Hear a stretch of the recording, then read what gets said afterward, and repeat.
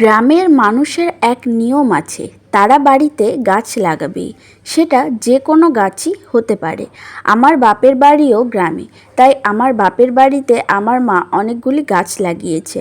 বাড়িতে বেশি জায়গা নেই, তবুও যেটুকু জায়গা আছে সেটুকু জায়গাতেই আমার মা গাছ লাগিয়েছে।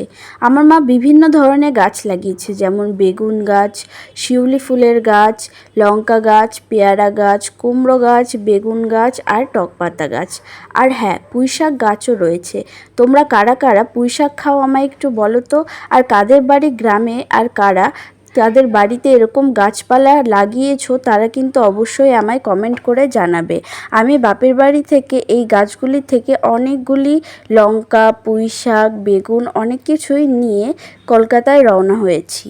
গ্রামের মানুষের আরেকটা গুণ আছে, তারা কখনো পশু পাখি কিনে পালন করে না।